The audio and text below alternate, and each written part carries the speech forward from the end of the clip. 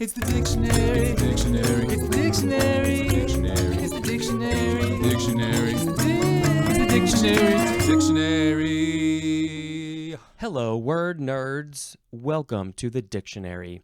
My name is Spencer. If you didn't know, it's not like I have it in the name or the logo or anything. Maybe I'll do that someday.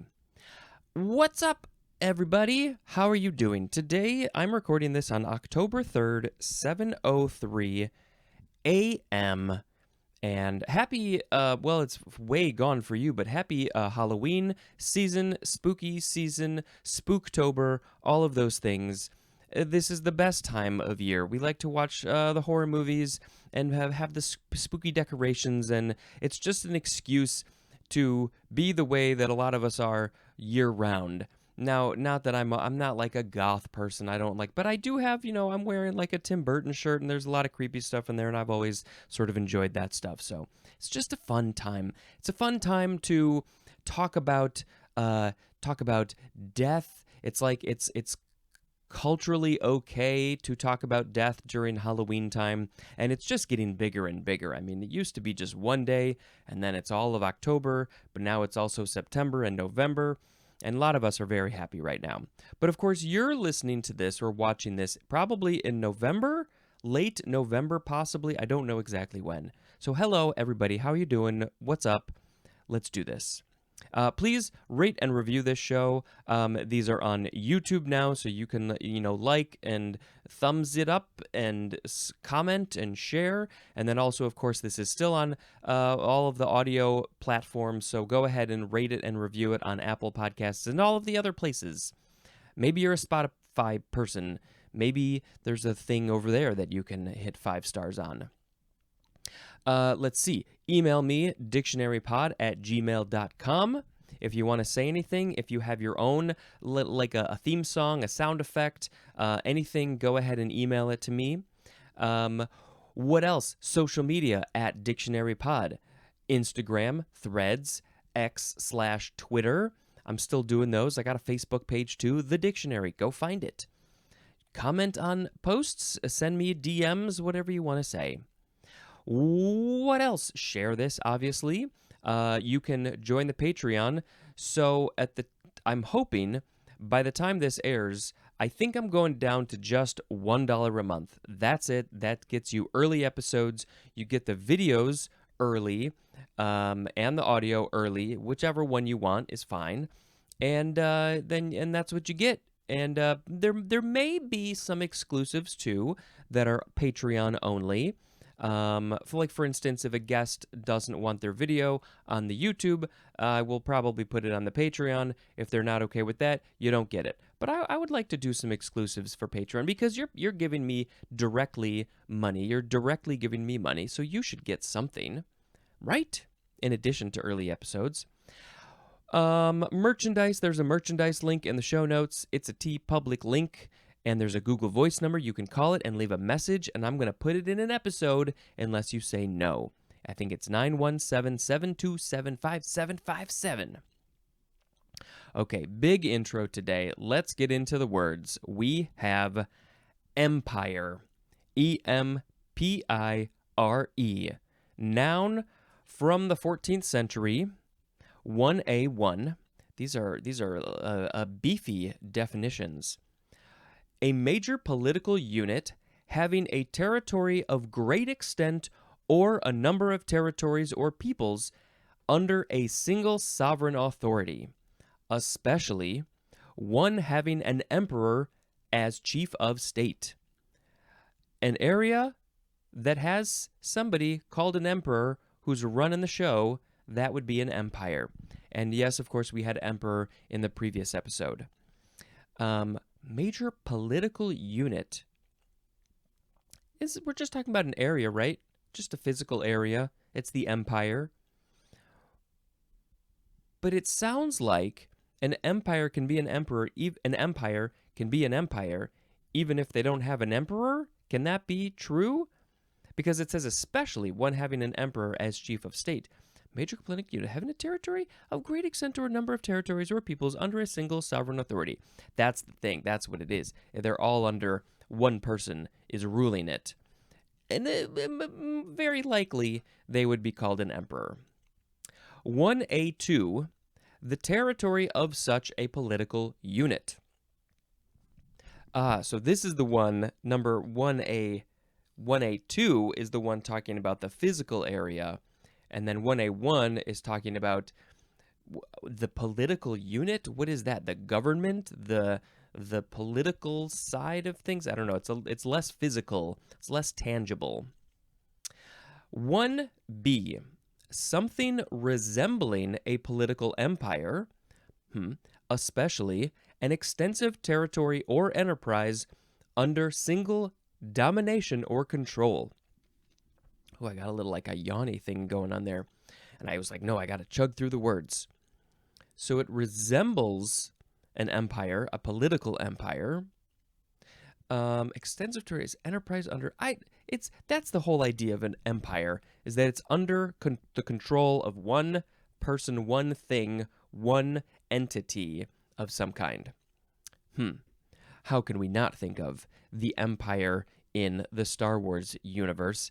I am a fan of all of them, of that whole world, but I don't dig into all of the things. I haven't read the books. I don't watch them over and over again. I just know the basics. We got the Emperor Palpatine, who I think was a senator beforehand, and he's controlling the Empire. How did the Empire come to be? I don't know any of that stuff. Okay, number 2, imperial sovereignty, rule, or dominion. Imperial, what does that mean? Imperial seems like it's related to empire, but it starts with an I, so we can't learn about that one yet. Imperial sovereignty, rule, or dominion. That's an empire. Number 3 is capitalized, and it has its own etymology too. A juicy apple. I did not see that coming. A juicy apple with dark red skin that is a cross between a Macintosh and a Red Delicious apple. And let's talk about the etymology, because what? It's an empire. We're talking about all these other things, and then we talk about apples. I have a couple apples in my bag, and I'm going to eat them today. Okay, this is from Empire State, which is the nickname for New York State. I didn't know that it was called Empire State. So, okay, it's got the Empire State Building. The Empire State Building. Now, which came first, though? I think it was called the Empire State before the building was named, because you're not going to call it the Empire State Building when the state is not the Empire State. That just seems silly. Why is it called the Empire State? Do we need to look this up right now? Why Empire? This is the... Yeah, there we go. Why Empire State. New York was given its distinctive Empire State moniker in 1784, an acknowledgement of its vast economic clout, evidenced by bustling seaports and vibrant commercial enterprises reminiscent of an empire in making. So, some people say the reason for the nickname is New York's importance in American history. So does that mean that it's a major political unit having a territory, blah, blah, blah, blah, blah, blah, blah? Is it controlled by an emperor? No. That is kind of interesting. They're like, this place is going to be an empire, so we're going to call it the Empire State. Most people probably don't even know what that means. Some say the nickname was given due to New York's wealth and resources, or to New York exceeding Virginia in population. Yep, that's a reason to call a place the Empire State. Okay, what's the rest of the etymology? This is from the Latin imperium, which means absolute authority or empire. That's the big absolute authority. If a place is run by one thing, one person, one thing, whatever, man, woman, child, they have absolute authority over this area. Also from imperare, which means to command. And there's more of the word emperor. Listen to the previous episode. That is empire. Now, I need to make a sound effect. Oh, I'm just going to go. Next is empire again. Now you can say empire. You can say empire. That's the same pronunciation as the previous word. But this one has a capital E, and I don't know. Now, maybe this is the New York State thing. I don't know. And also, why doesn't it say first form, second form? Okay, empire. That's the proper way to say it. Adjective from 1860 of relating to or characteristic of a style, as of clothing or furniture, popular in early 19th century France. France! This is obviously a French word, and it looks like, let's see, it says in parentheses, le premier, and then it says empire, and it says that's the first empire of France. Le premier, that would be the first, but is this a person? Is this, what are we talking about here? Empire is the first empire of France. I don't have enough context. It's a little confusing. But yeah, it's a style of stuff, of designs, clothing, furniture, those types of things at that time period, the 19th century. So this is the 1800s in France. And yes, this word says it's from 1860. So that matches up perfectly. Good job, math. Next is, now, yes, Empire Day. Now, as I thought, is this Empire Day or is it Empire Day? It's Empire Day. 2 words, the first letters are capitalized. Noun from 1902. The synonym is Commonwealth Day. And this is used before the official adoption of Commonwealth Day in 1958. So there was an official adoption of Commonwealth Day in 1958. I don't know what that is exactly. I don't remember reading it here, but we can do a quick look. Now, is this in America? I feel like I would have heard about it if it was in America. Let's see. But then the name before that was Empire Day. And let's see. Oh, yeah, because we're not really a Commonwealth, America. That's the whole thing about the Revolutionary War, is that we were like, no, we're not going to be part of your British stuff. We're going to be independent. So Commonwealth Day is the annual celebration of the Commonwealth of Nations since 1977, often held on the second Monday in March. And so the next one is March 11th, 2024. And is there a list of like who observes this? Observance: the UK, British Overseas Territories, Australia, Canada, other Commonwealth countries. I guess they're not important enough to list them out. There's just others. Let's see. Interesting. So yeah, it's been going, I guess, since before 1958. Now, yeah, there's a history here. It was first suggested in 1894, 1895. Oh, there's too much to read. It was introduced in the UK in 1904. That's Empire Day. Okay, good to know. Empire Day sounds a little bit more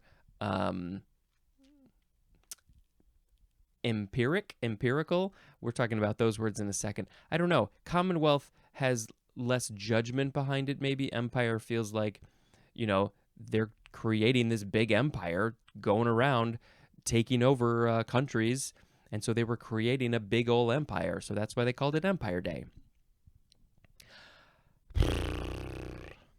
Next is empiric. This is a noun from 1562, number 1. The synonym is the number 2 definition for the word charlatan. And number 2, one who relies on practical experience. This is a person, one who relies on practical experience. I like that. I like, you got to do something practically in the real world instead of reading about it or thinking about it or being told how to do it. You got to do it. That's how you really learn a thing. I rely on that. An empiric. And a charlatan, that sounds like, I think of somebody as being fake, using tricks, being all tricksy, and not for very selfish uses. Okay, this word is for I don't know how charlatan connects to somebody relying on practical experience. I think those are different. Unless there's I don't know what the number 2 definition is though. Empiric etymology, it is from the Greek word empirikos, which is a doctor relying on experience alone. That is a very specific definition for that word.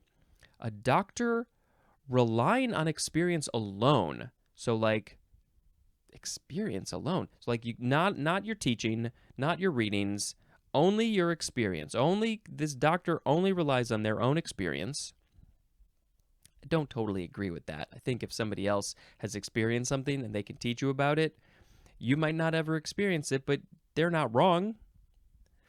It is from empiria, which means experience, from the N prefix plus piron, which means to attempt. Ah, okay. You're attempting a thing. Once you attempt it, you have experienced it. And there's also more at the word fear.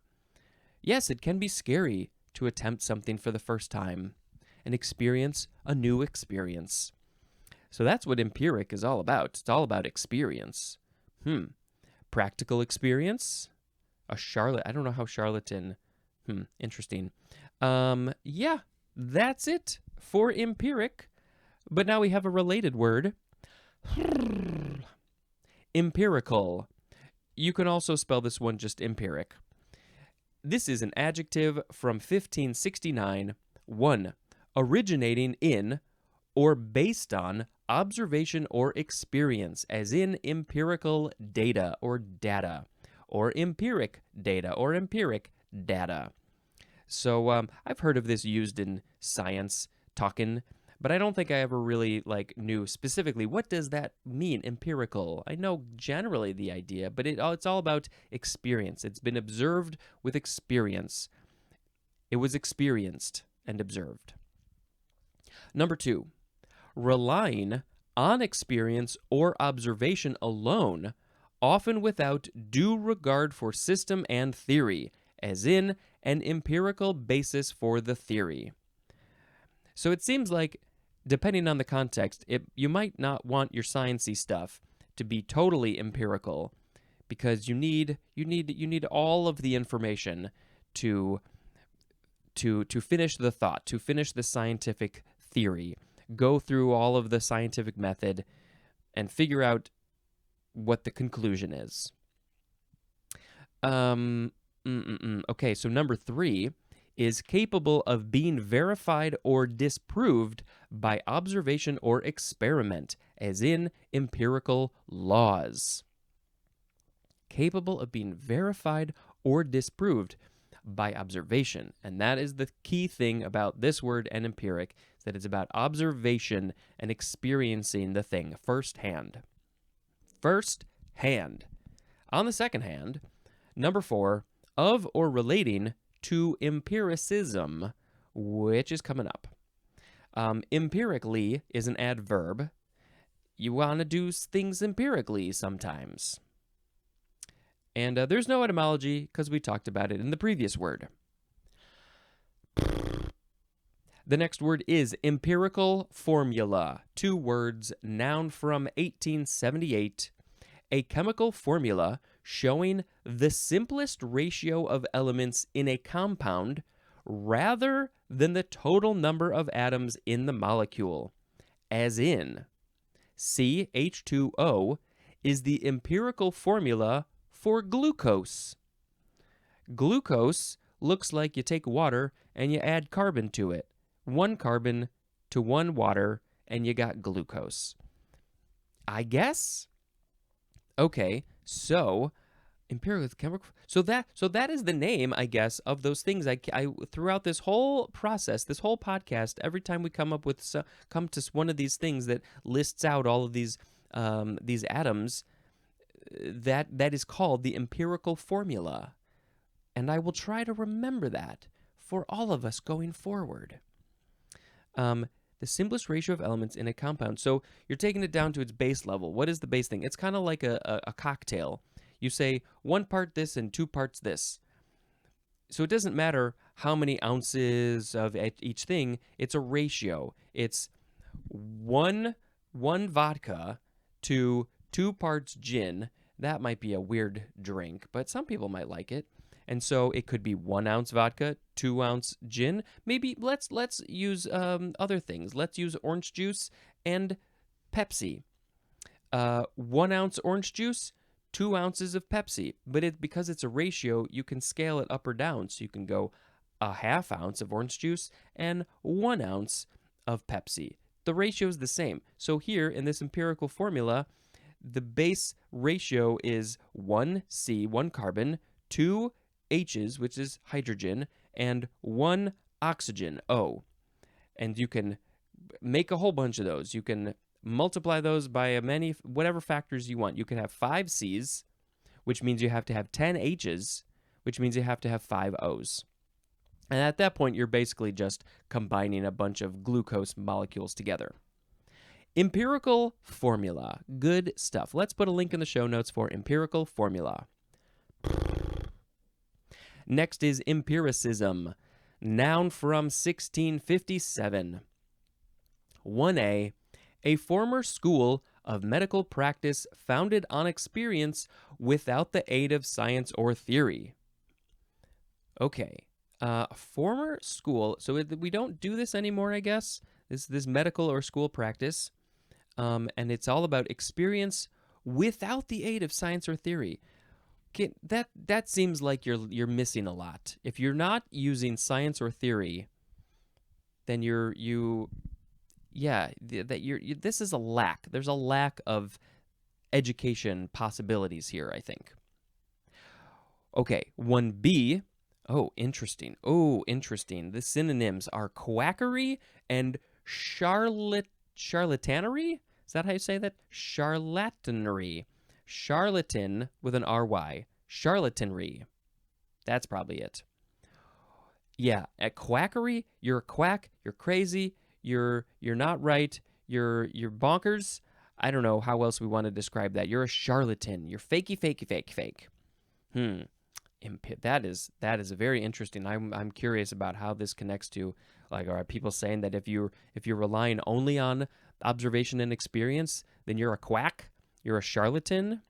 Interesting. 2A. The practice of relying on observation and experiment, especially in the natural sciences. So you are relying on observation, which is very important. It is very important to observe things directly and experience them. Observation and experiment, especially in the natural sciences.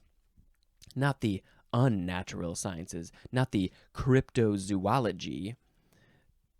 2B, a tenet arrived at empirically. So something probably in science, I would think, that you got to empirically, which means basically you used observation and experience to get there. And that is a tenet. That is a thing, a thought process, of whatever it is. And that's called an empiricism. 3, a theory that all knowledge originates in experience. A theory. Okay, we're gonna turn this on. I don't know if this is the right mode, but we're turning that on the watch. A theory that all knowledge originates in experience. I'm trying to think, like, does that make sense? Well, I guess how would you learn something if it wasn't experienced? Now, you can learn something from somebody else's experience, but that knowledge already existed because somebody else experienced it. So, interesting. Maybe empiricism for this, we got to put a link in the show notes for this one. Empiricism, which is a theory that all knowledge originates in experience.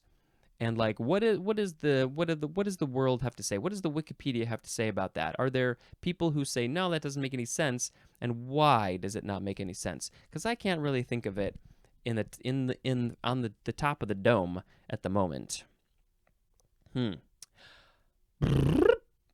Next is emplace. EMPLACE. Transitive verb from 1865. To put into position. Place it right there. As in, missiles emplaced around the city. Oh, good. We're now putting missiles around the city. What are they, just random missiles on the sidewalk? Just not in a thing that can shoot them? Just missiles here. It's the city of missiles. It's Missile City.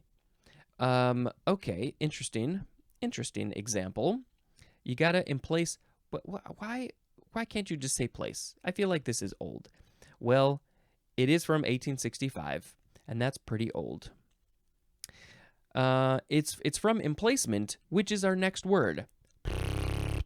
Emplacement, noun from 1802. 1. The situation or location of something. Where has it been emplaced? Over there, at its emplacement. The situation or location. The situation of something or the location of something. 2. A prepared position for weapons or military equipment, as in radar emplacements. So yes, it seems like this word definitely has a military leaning, right? 3. A putting into position, and the synonym is placement. So if you are putting a thing into position, it's its placement. I am placing my phone, which I found an old case. I had this case, and then I replaced it with the case that had my dictionary logo on it, and that got all messed up, and I took it off, and it's not in great shape. But then I put this other one on, right on time, October 1st. This is a Van Gogh skull painting with a cigarette in its mouth, which is, I love it. So I finally have a case, and I'm going to place it right over here on the desk. That's its placement. I have emplaced it on the table, the desk. Let's see. This is from Middle French, emplacer, which means to emplace. And that's pretty much it. That's its place, the place for the thing. I don't really think people use this. Maybe the military. Next is emplane. It's a variation of enplane with an N instead of an M. Why do we have letters that sound so similar? They're right next to each other in the alphabet, and they look very similar. It's like you're just asking for confusion with these two letters, and they're often interchangeable, which makes it even more confusing. M-plane, N-plane. I think you emphasized the plane, though. So is this getting on a plane? I would think so. A plane that flies through the air. Next is employ. First form, transitive verb from the 15th century. Number 1, A. To make use of. Oh, that's okay. To make use of, that's the definition. But the example of, I guess, what you're making use of would be someone or something inactive. You're making use of something or someone that is inactive. Like my brain. I am employing my brain. As in, employ a pen for sketching. So you're using a thing that previously, before you used it, was not being used for anything, but now you're using it, and so it's very happy. When I start up in the morning, I get ready. Oh, this is a long episode. Jesus. When I get all my stuff ready, I pick up this microphone that was previously unemployed, and now it has been employed in my usage. I am emplacing it in my hand. Okay. 1B, to use as time advantageously, as in a job that employed her skills. They're using her skills in the smartest way possible. 1C1, to use or engage the services of. Employ it, because you got to use it. It's special skills. You want to use those. 1C2, to provide with a job that pays wages or a salary. And it seems like this is the one that you would have put first. This is the one that we think of usually when we employ people. You pay them wages to do a thing, but you got it way down at 1C2. Okay, number 2, to devote to or direct toward a particular activity or person, as in employed all her energies to help the poor. Well, that's a good use of your energies. She gathered all of her energies up into a bundle and just gave them to the poor. Okay, the synonym is the word use or use. I guess that depends on the context. Employer is a noun, and the etymology is from, let's see, Anglo-French, employer, which means to entangle. Oh, so if you're being employed, you're being entangled with something, or also apply or make use of. This is from the Latin implicare, which means to enfold or involve, which is from in plus plicare, which means to fold. And there's more at the word ply, P-L-Y, like your toilet paper is 1 ply, and that's bad toilet paper. But it's cheap, but you have to use it 2 or 3 times as much, or you use 2 or 3 times of it to get the right job done. Employ. Entangle, apply, make use of, using a thing, enfolding, yeah, it's all about use a thing, done. The second form of employ is a noun from 1666. You can emphasize the first or the second syllable. Number 1, A. The synonyms are use and purpose. Use and purpose, employ. 1B, the synonyms are occupation and job. What's your employ? My employ at the moment is doing a lot of video work. I sit in front of a computer most of the time. It would be very interesting to have this whole YouTube or podcast or acting thing be my employ, but it is not at the moment. Number 2, the state of being employed, as in the city's employ. Now that's, I think, where you would say employ, in the city's employ. Otherwise, I think a lot of these other ones you might say employ. Depends on the context. Employable is next. First form, adjective from 1593, capable of being employed. Employability is a noun. There are some people who are not employable for whatever reason, and depending on that context, that it's either a problem or they're just physically unable to do a job, and so hopefully they're getting disability from the government so they can still make money to pay for things, to pay for rent, to pay for food. And I don't think they get enough in disability, but they are not technically employable, so they need to make money somehow. Good thing we have a system in place, whether I don't know if it's the greatest system, but it's something, and so maybe we can make it better. There's probably people working on that. The second form of employable is a noun from 1934, and it is one who is employable. One who is employable is called an employable. I guess. Next is employee. You can say employee or employee or a couple other variations. Interesting. Now, I've never seen this before. Usually when you have something like this where you got the E sound, it's spelled with 2 E's at the end, but there's an alternate spelling that only has 1 E. Employee, employee, employee. This is a noun from 1822, one employed by another, usually for wages or salary and in a position below the executive level. So I guess if you're an executive, you can't be called an employee because the employees work for you. So who are you? You are the boss? You are the emperor? Hopefully not an emperor. Interesting. I am an employee. I've always been an employee.